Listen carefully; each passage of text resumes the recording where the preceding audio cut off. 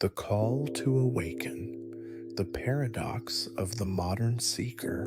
If you meet the Buddha on the road, kill him.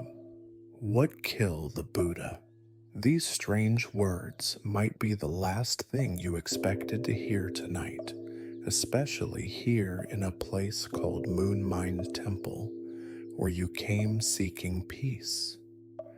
But stay with me for just a moment, because this shocking statement from an ancient Zen master named Lingi holds a secret that might explain why you're still awake at this hour. Still searching, still feeling like peace is just out of reach. You see, you've probably tried everything by now, haven't you? The meditation apps with their soothing voices, the self help books stacked on your nightstand, the YouTube gurus promising inner peace in 7 easy steps. And yet, here you are.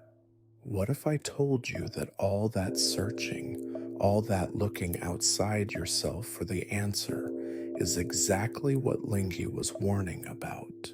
Take a gentle breath right now. Let yourself settle into wherever you are, whether you're lying in bed, sitting in a chair, or walking under the stars.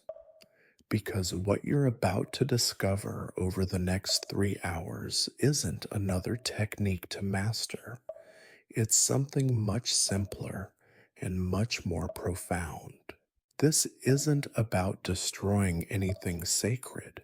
It's about discovering something sacred that's been inside you all along. Something that no app can give you, something that no teacher can sell you, something that's already yours. Welcome to a different kind of journey, one that doesn't ask you to go anywhere or become anyone, one that simply invites you to remember who you already are beneath all the searching. Your peaceful journey home begins now. It's 300 in the morning again, isn't it? And here you are, phone in hand, scrolling through another list of 10 ways to find inner peace. Your eyes are tired, but your mind won't stop racing. Sound familiar? You've bookmarked so many articles, downloaded apps that promise to teach you meditation in just 5 minutes a day. Maybe you've even bought that expensive cushion. You know, the one that's supposed to make sitting easier.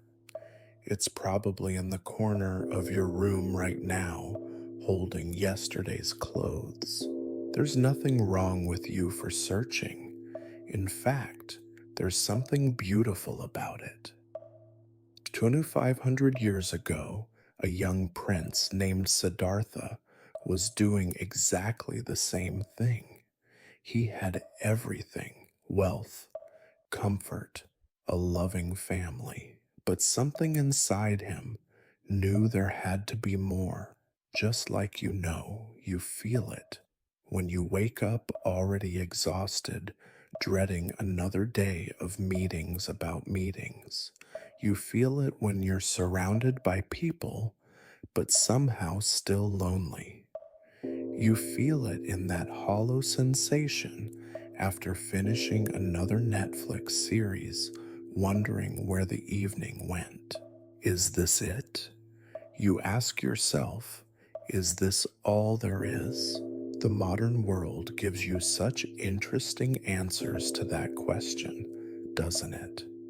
Buy this course, follow this influencer, try this morning routine, optimize your life hustle harder, or, and this is the tricky one, meditate more. But here's what nobody tells you about all this searching. Every time you reach for the next solution, you're subtly reinforcing the idea that you're broken, that you need fixing, that peace is something you have to earn, achieve, or purchase. A student once asked a Zen master, "How long will it take me to gain enlightenment?" The master replied, 10 years. The student said, "What if I work really hard?" The master smiled, "Then it will take 20 years. You might laugh at that, or you might feel a little uncomfortable because it touches something true, doesn't it? The harder you chase peace, the faster it seems to run away." Think about your typical Tuesday. You wake up to an alarm that interrupts a dream you'll never remember. You check your phone before your feet hit the floor. Emails, texts, news that makes your chest tight before you've even had coffee. You move through your morning routine like a choreographed dance you never auditioned for. By noon, you've already told yourself a dozen times that you should meditate. By evening, you've told yourself you'll start tomorrow. By bedtime, you're promising yourself that this weekend for sure, you'll finally get your life together. But weekends come and go like waves on a shore, don't they? And Monday always arrives with its familiar weight. You know what's particularly exhausting about being a modern seeker? It's not just the seeking itself, it's the constant feeling that everyone else has figured it out. Your Instagram feed is full of people in perfect lotus poses, watching perfect sunrises, living their perfect, authentic lives. Meanwhile, you can't even touch your toes, and the last sunrise you saw was because you couldn't sleep. Here's a gentle truth that might help. Those ancient Zen masters, they understood your dilemma perfectly. They knew what it was like to feel caught between who you are and who you think you should be. They just had a different way of working with it. Instead of adding more to their to-do lists, they learned the art of subtraction. Instead of becoming someone special, they discovered how to be beautifully ordinary. Instead of climbing higher, they learned how to settle deeper. There's a Zen saying, "Before enlightenment, chop wood, carry water. After enlightenment, chop wood, carry water." At first, this might sound disappointing. Where's the transformation? Where's the special state? Where's the reward for all your seeking? But sit with it for a moment. What if the transformation isn't about becoming someone else? What if it's about finally being able to chop wood and carry water, or in your case, answer emails and wash dishes without the constant background noise of "this isn't enough"? What if peace isn't a destination you're traveling toward, but the ground you're already standing on? You see, every time you download another app or sign up for another course, you're essentially saying, "I'll be okay when I master this technique, when I understand this teaching, when I finally get it right." But the ancient masters would gently ask you, what if you're already okay? What if the seeker and the sought are the same? This doesn't mean you should stop learning or growing. It means something much more radical. It means you can learn and grow from a place of wholeness rather than deficiency. You can explore from curiosity rather than desperation. Right now, in this moment, you might notice something interesting. As you've been listening, have you been waiting for the big revelation, the secret technique, the thing that will finally fix everything? That waiting, that leaning forward into the future. That's the seeking mind at work. It's not bad or wrong, it's just a habit, a very human, very understandable habit. But what if just for this moment, you could let that seeking mind rest, not forever, just for now? Like setting down a heavy bag you didn't realize you were carrying. Because here's what those Zen masters discovered, and what you're beginning to discover too. The peace you're seeking isn't in the next app or the next teacher. It's in the space between your thoughts. It's in the pause between your breaths. It's in this very moment, just as it is, even with your tired eyes, even with your racing mind, even with your imperfect meditation practice, and your unused cushion, even with all of it. The dilemma of the modern seeker isn't really a dilemma at all. It's an invitation to stop just for a moment and notice what's already here, to realize that maybe, just maybe, you've been looking so hard for home that you forgot you never left. The silent transmission, original face, and inherent Buddha nature. Sometimes the most profound teachings come without any words at all, and perhaps that's why 2,500 years ago, the Buddha decided to teach his deepest lesson in complete silence. Picture this moment with me. It's early morning on Vulture Peak, a mountain in ancient India. The air is cool and thin. Hundreds of monks have gathered sitting in their saffron robes, waiting for the Buddha to speak. They've traveled from distant villages, some walking for days, to hear his wisdom, but this morning would be different. The Buddha arrives and takes his seat. Everyone leans forward slightly, ready to catch every word. The most dedicated students have probably brought something to write on, prepared to record another profound discourse. The air itself seems to hold its breath, and then the Buddha does something unexpected. He simply reaches down and picks up a flower, a white lotus, that someone had offered him. He holds it up, twirling it gently between his fingers, and he smiles. That's it. No words, no explanation, just a flower and a smile. You can imagine the confusion, can't you? These devoted students, some of whom have given up everything to follow this teacher, are sitting there waiting for wisdom, and all they get is a flower. Minutes pass. The Buddha continues to hold the flower, that gentle smile playing at the corners of his mouth. Some students probably start shifting uncomfortably. Others might be frantically trying to figure out the meaning. Is the flower a symbol?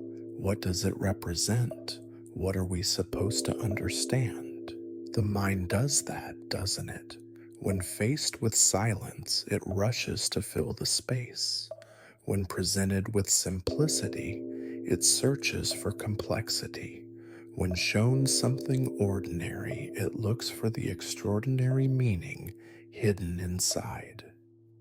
You felt this yourself, maybe during a meditation, when the instruction was simply to sit and breathe. That's it, your mind asked. There must be more.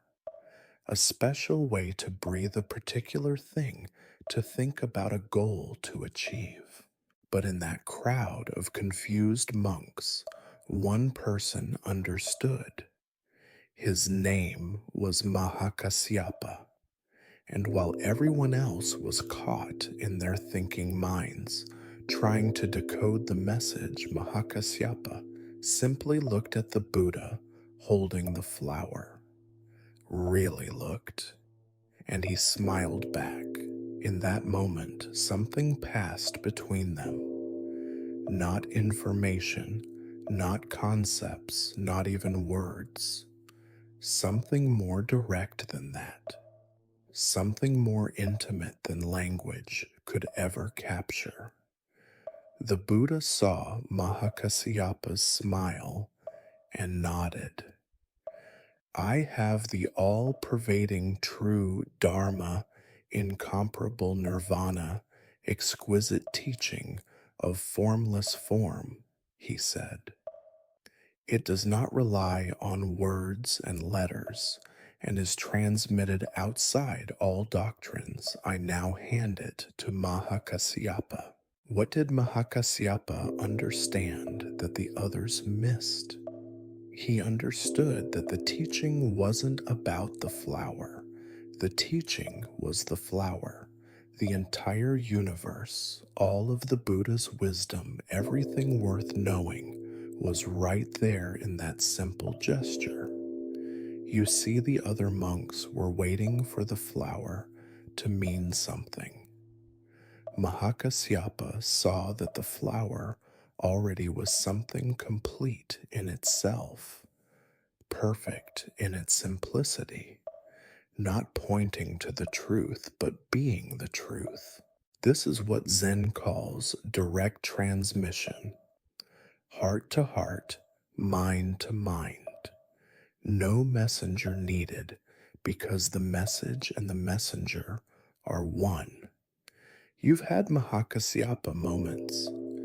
You just might not have recognized them.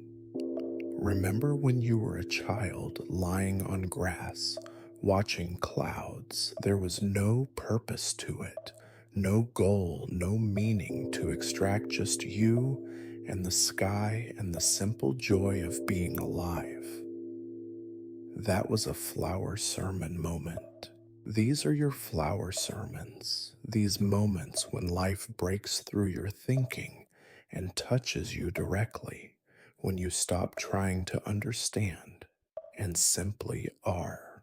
There's something about you that you might not know yet, something that's been true since before you were born, something that remains unchanged no matter how many mistakes you've made, how many times you felt lost, or how far from peace you think you've wandered. The ancient masters called it Buddha nature. But don't let the name intimidate you. It's not something exotic or foreign. It's the most natural thing in the world, as natural as the way water finds its level or the way a flower turns toward light. Let me tell you a story that might help. There was once a Chinese Zen master named Huineng. He couldn't read or write. He made his living selling firewood in the marketplace. One day, while delivering wood, he overheard someone reciting a Buddhist scripture, just one line. Let your mind flow freely without dwelling on anything. And something in him recognized something in those words, not intellectually. Remember, he couldn't even read. But something deeper than intellect woke up. That recognition changed everything, not because the words gave him something new, but because they reminded him of something he'd always had. This is Buddha nature. It's not something you need to develop or achieve. It's what you are when you stop trying to be something else. Think of it this way. Imagine you're looking at a mirror that's covered in dust. You can't see your reflection clearly now. Does cleaning the dust create your reflection, or does it reveal what was always there? Your whole life, you've been told you need to improve yourself, become better, fix your flaws. But what if underneath all that effort, you're already whole? What if all that striving is like a fish swimming around desperately looking for water? What if what you're seeking is what you're seeking with? The sixth Chinese patriarch once wrote, "The mind is the Bodhi tree, the body is the mirror stand. The mirror is originally clean and pure. Where can dust collect?"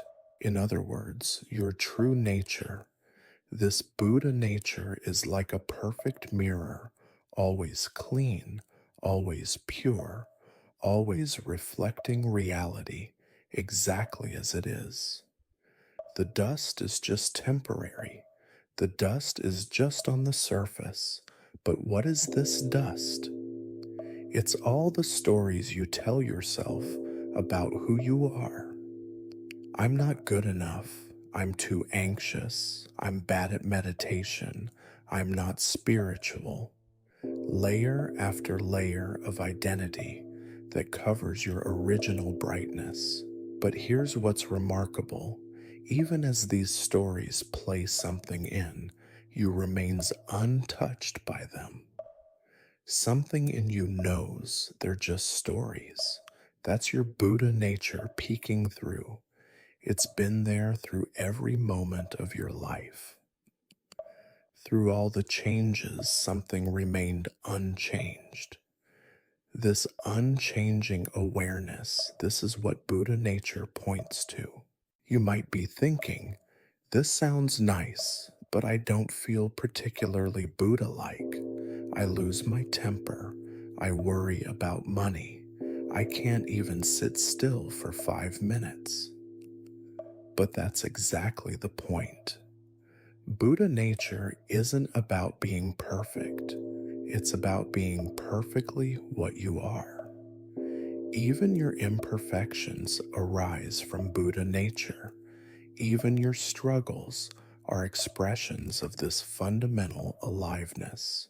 A student once asked a Zen master, "How can I find my Buddha nature?" The master replied, "Who is asking?" Sit with that for a moment. Who is asking? Who is listening to these words right now? Not your name, not your history, not your role in life, but the awareness itself. The one who knows you're hearing, the one who's always been here. This is why meditation and Zen isn't about achieving special states. It's about recognizing what's already present. You sit not to become a Buddha, but to remember you are one. You practice not to gain something, but to let go of what obscures your true nature. Think about water. It can be ice, solid and cold. It can be steam, hot and dispersed. It can be a peaceful lake or a raging river, but its essential nature, H2O, never changes. It's always water. You're like that too. Sometimes you're angry. That's you as ice. Sometimes you're joyful. That's you as a bubbling spring. Sometimes you're confused. That's you as fog. But your essential nature, your Buddha nature, remains constant through all these temporary forms. The Zen master Dogen said that practice and enlightenment are one. Not that practice leads to enlightenment, but that the very act of practicing is enlightenment, expressing itself. When you sit in meditation, that's Buddha sitting. When you walk mindfully, that's Buddha walking. Your Buddha nature is like a mirror. It reflects everything without judgment. Beautiful faces, ugly faces. The mirror doesn't care. It just reflects. It doesn't hold on to yesterday's reflection. It doesn't anticipate tomorrows. It's always fresh, always present, always ready. Your Buddha nature is like that. It's not stained by your past. It's not worried about your future. It's just here, openly aware, naturally present. You can't lose it. You can forget about it. Yes, you can ignore it. You can cover it with layers of thinking and doing and becoming, but you can't lose what you are. The sun doesn't disappear when clouds cover it. Your Buddha nature doesn't vanish when thoughts obscure it. This is why Zen can be so accepting. It's not bypassing difficulties or pretending everything is fine. It's recognizing that even difficulties arise from and within Buddha nature. Even problems are part of the perfection. A wave might forget it's the ocean. It might think, I'm just a small wave, separate and temporary. It might envy bigger waves or fear crashing on the shore, but it never stops being ocean. Its very existence is ocean expressing itself as wave. You're like that wave. You might feel separate, small, temporary, but you are your Buddha nature expressing itself as you perfectly, completely, just as you are right now. This isn't a belief to adopt, it's a reality to recognize. And you remember what you've always known, but somehow forgot. You are already whole. You are already home. You are already Buddha. Not tomorrow, not after more practice, not when you finally get it right. Now, the Zen path, from Bodhidharma to the explosion of koans. Now, we come to the heart of that shocking statement: if you meet the Buddha on the road, kill him. And maybe now, after understanding Buddha nature, you're beginning to see why Linji would say such a thing. Let me share a story that might sound familiar. Sarah discovered meditation during a particularly difficult time in her life. She found a teacher, a wise, compassionate woman who seemed to radiate peace. Sarah threw herself into practice, but then something interesting happened. Sarah started checking with her teacher before making any decision. Should I take this job? What would you do in my situation? Without realizing it, Sarah had traded one form of drowning for another. The teacher who had shown her the door to freedom had somehow become the door itself. This is what Linji was warning about. You see, a good teacher is like a finger pointing at the moon. Their job is to help you look where they are pointing. But what happens when you become so fascinated by the finger that you forget to look at the moon? No teacher, no matter how wise, can give you what you already have. They can only remind you to look. The Buddha himself knew this. On his deathbed, his followers were distraught. What will we do without you?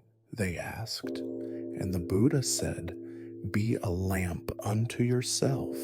Be your own refuge. Seek no external refuge. Even the Buddha was telling them to kill the Buddha. Notice what happens in your mind when you find a teacher you admire. Do you start thinking, they have something I don't? Do you feel smaller in their presence? Do you start believing that enlightenment lives in them, not in you? This is the subtle trap. The very person who points you toward your own wisdom can become an obstacle to finding it. This is why Zen can seem so fierce sometimes. It's not trying to be cruel, it's trying to cut through our tendency to give our power away. It's trying to wake us up to our own authority. When Linji said, "Kill the Buddha," he wasn't advocating violence. He was advocating freedom. Freedom from the need for external validation. Freedom from the belief that someone else holds your peace. Freedom from the idea that enlightenment is somewhere else in someone else. A teacher is like a boat that helps you cross a river. You're grateful for the boat, but once you reach the other shore, do you carry the boat on your back for the rest of your journey? Yet that's what we often do with spiritual teachings and teachers. The killing that Linji speaks of is really a letting go. It's the recognition that no external Buddha can save you because the only real Buddha is your own awakened nature. And here's the deepest secret: when you truly kill the Buddha, when you stop looking for awakening outside yourself, you find Buddha everywhere. The teacher you've been looking for, they've been here the whole time, sitting right where you're sitting, breathing with your breath, looking through your eyes. Picture a man sitting in a cave facing a wall, not for an hour, not for a day, but for 9 years. This was Bodhidharma, and his strange radical approach to spiritual practice would change everything. The story goes that he arrived in China around 520 CE, a wild looking Indian monk with piercing eyes. When the Chinese Emperor Wu heard about this unusual visitor, he summoned Bodhidharma to court. The emperor was proud of his spiritual accomplishments. "I have built many temples and supported the Sangha," the emperor said. "What merit have I gained?" Bodhidharma looked at him directly. "No merit whatsoever." The emperor was shocked. "Then what is the highest meaning of the holy truths?" he asked. "Vast emptiness, nothing holy," Bodhidharma replied. The emperor, now completely confused, asked, "Who is this standing before me?" Bodhidharma's response, "I don't know." And with that, he left the palace. After leaving the emperor, Bodhidharma made his way to the Shaolin Temple, went to a cave on Mount Song, and sat down facing the wall. And there he stayed. His wall gazing wasn't escapism, it was the most radical confrontation possible, meeting reality without any buffer, without any story. He taught that everyone has the same true nature, only covered up by what he called false sense impressions. His practice was about accepting suffering, adapting to conditions, seeking nothing, and living in accordance with the way things are. Months passed, then years. Still, he sat until one winter a monk named Huike arrived. Huike was a learned man, but his mind wasn't at peace. Day after day, Huike stood outside the cave in the snow. Finally, in desperation, he cut off his own arm to show his sincerity. Only then did Bodhidharma turn around. "My mind is not at peace," said Huike. "Please pacify it for me." Here comes the profound simplicity of Bodhidharma's teaching. He didn't give Huike a practice. He simply said, "Bring me your mind and I'll pacify it." Huike searched. Where was this troubled mind? He looked and looked, but the more he searched for it, the less he could find it. Finally, he had to admit, "I've searched for my mind, but I can't find it."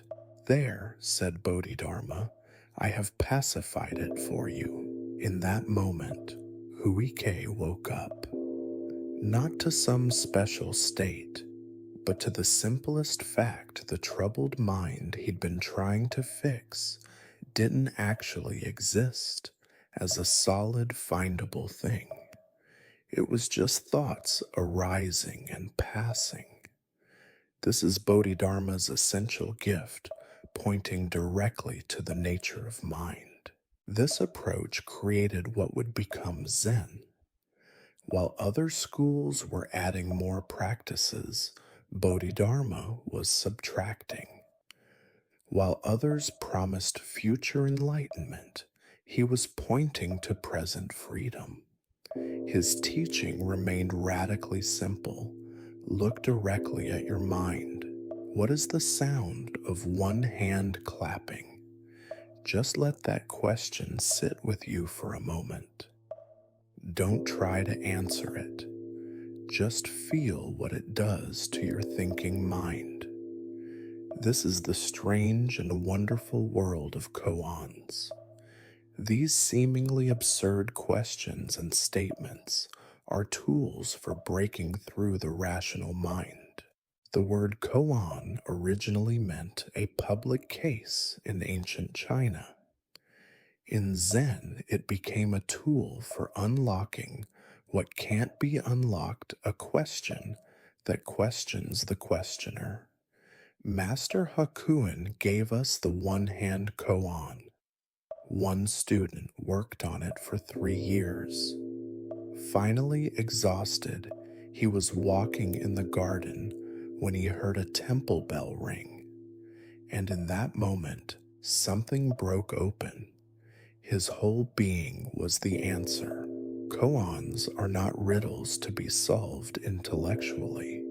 They're like pressure cookers for the mind. The impossible question builds up internal pressure until your usual way of thinking has to give. There's another famous koan. What is your original face before your mother and father were born?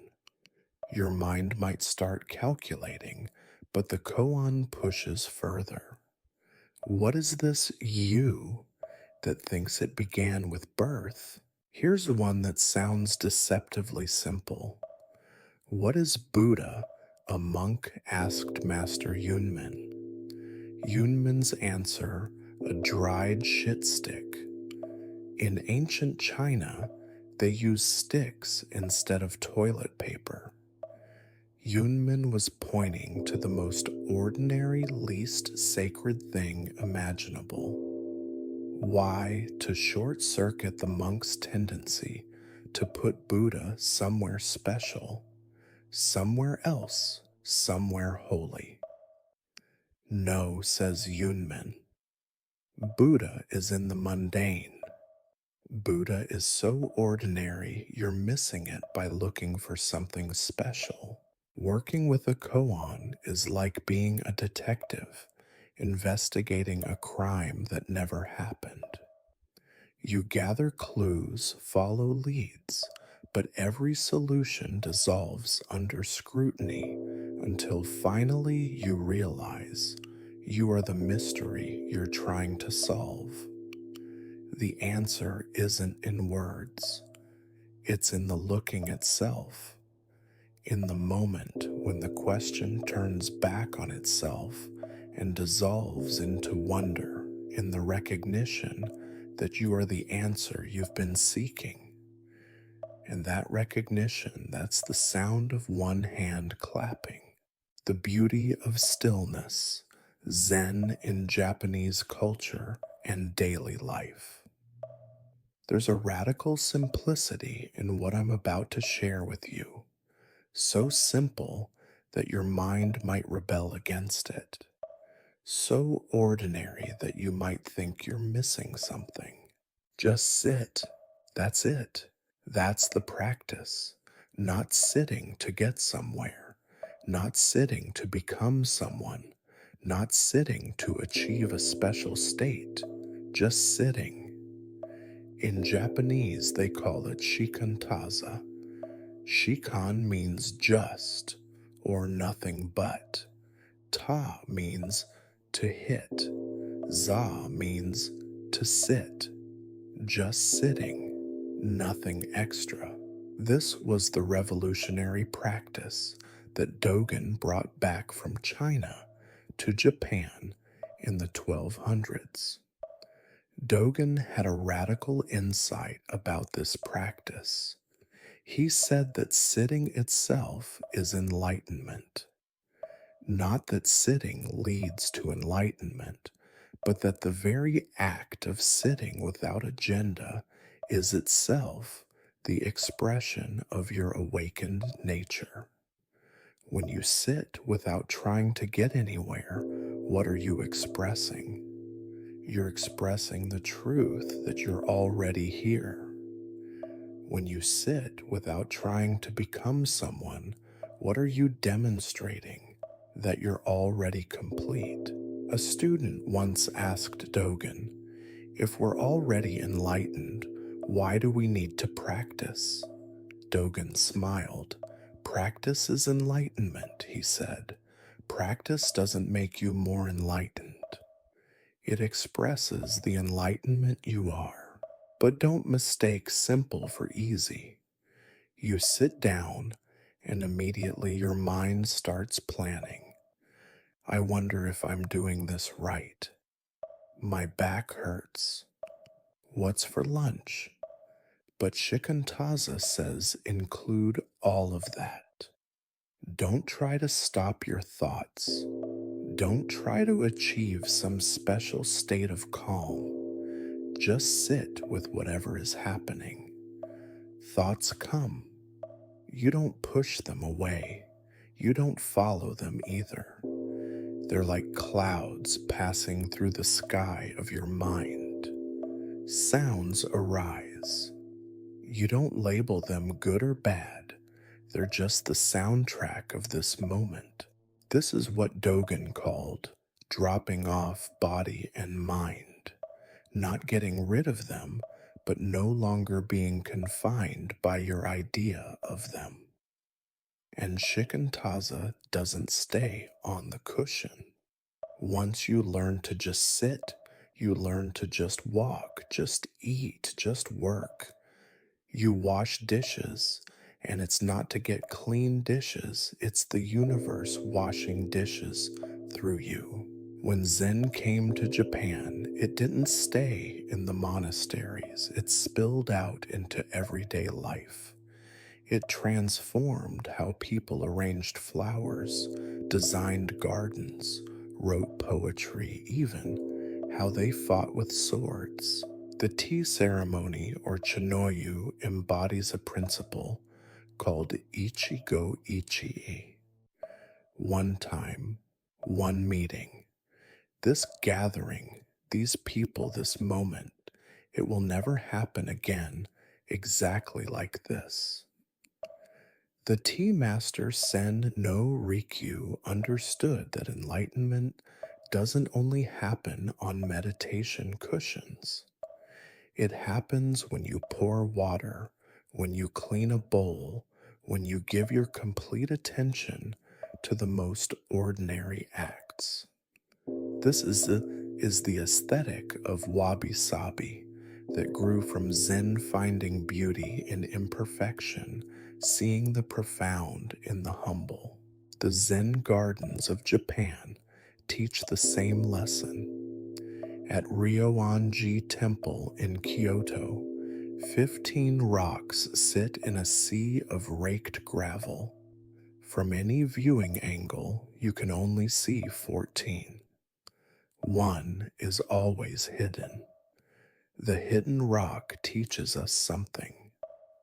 Life always holds mystery. The garden is complete with its incompleteness. This aesthetic revolutionized Japanese poetry too.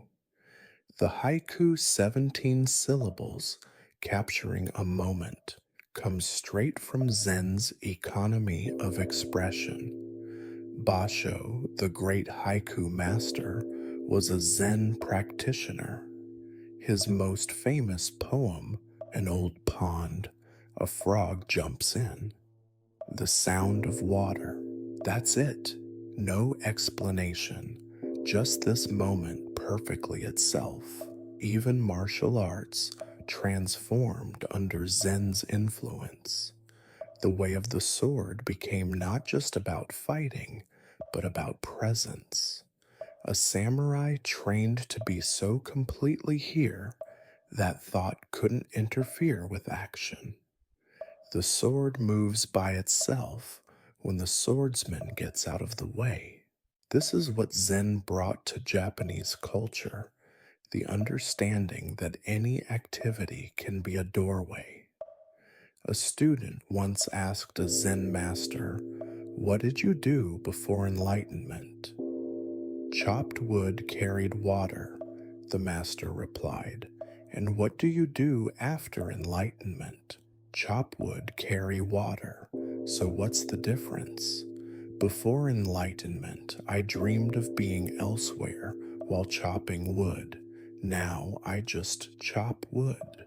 The sacred doesn't live in temples.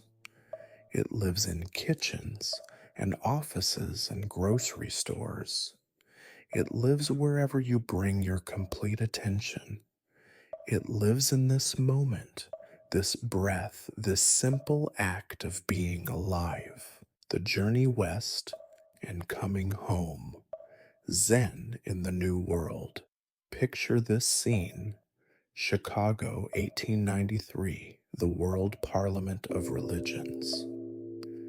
And there, a Japanese Zen master named Soyen Shaku stands to speak not about strange rituals or foreign gods, but about the simple truth of looking into your own mind. Little did they know they were witnessing the first drops of what would become a river that would flow from ancient Asian monasteries into American living rooms. After that Parliament, Soyen Shaku's student, D.T. Suzuki, began writing books in English. He knew Americans loved individualism, so he emphasized Zen's direct experience over religious authority. The beat poets of the 1950s found in Zen what they'd been looking for. Jack Kerouac wrote about Dharma bums. Allen Ginsberg sat Zen. Suddenly, Zen wasn't just for scholars. It was cool. The real transmission came with teachers. In the 1960s, two Japanese teachers arrived who would change everything: Shunryu Suzuki in San Francisco and Hakun Yasutani in Los Angeles. Suzuki Roshi, as his students called him, was different. Small, quiet, often funny. He didn't talk about enlightenment much. Instead, he taught people how to sit, how to breathe, how to be present with their lives exactly as they were. "You are perfect as you are," he would say. Then, with a twinkle in his eye, "And you could use a little improvement." His students were hippies and housewives, artists, and accountants. One student asked, "Roshi, why do we sit facing the wall?" Suzuki smiled. "When you face the wall, you face yourself.